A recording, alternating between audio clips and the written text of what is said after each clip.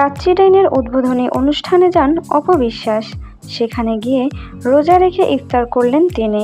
সাথে ছিলেন মাহফুজ কাদেরী ও সিফাত নুসরাত। এমনটা বলছেন তার ভক্তরা।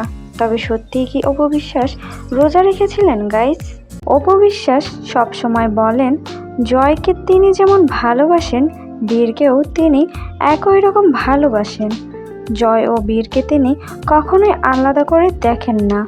অপবিশ্বাসের রাগ শুধু বুবলির ওপর। নায়িকা পূজা চেরির মা ইন্তেকাল করেছেন আজ 1 বছর হলো। পূজা চেরি তার ফেসবুক ভেরিফাইড পেজে মাকে নিয়ে একটি লম্বা পোস্ট করেন, তার মনের কথা শেয়ার করেন। পোস্টের লাস্টে তিনি লিখেন, ওপারে ভালো থাকো সোনা মামনি, তবে দেখা হবে তো অবশ্যই, প্রস্তুত থেকো। আসলে পূজা চেরি তার মাকে ভীষণ ভালোবাসে। তার মাকে ছাড়া সে তার প্রতিটা দিনই হয়তো কষ্টেই কাটাচ্ছে।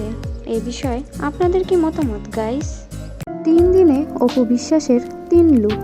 সিনেমার কাজ না থাকলেও বিভিন্ন ব্র্যান্ড প্রমোশনের কাজ করছেন তিনি। ব্র্যান্ড প্রমোশনে তার আশেপাশেও নেই অন্য কোনো নায়িকা।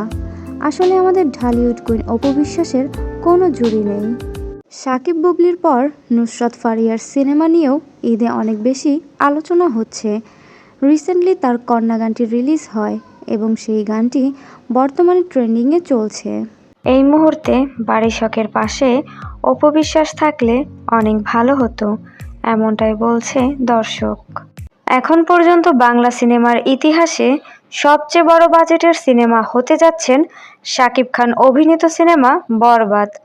আগামী ঈদে মুক্তি পেতে যাচ্ছে বহুল প্রতীক্ষিত এই সিনেমাটি। এখন অপবিশ্বাসের নামটাও মুখে নিতে চাইছেন না গৌতম সাহা। একটা ইন্টারভিউতে এমনটাই বলতে দেখা গেছে তাকে। শুধুমাত্র নায়িকা হিসেবে অপবিশ্বাসের আশেপাশেও যেতে পারেননি বুবলি। অপবিশ্বাসের ক্যারিয়ারে অসংখ্য সফল সিনেমা আছেন। এছাড়াও অপবিশ্বাসের জনপ্রিয়তা অনেক বেশি, সেই তুলনায় বুবলি কিছুই না। অপবিশ্বাস শুধুমাত্র নায়িকা হিসেবে নয়, একজন ব্যবসায়ী হিসেবেও অনেক বেশি সফল।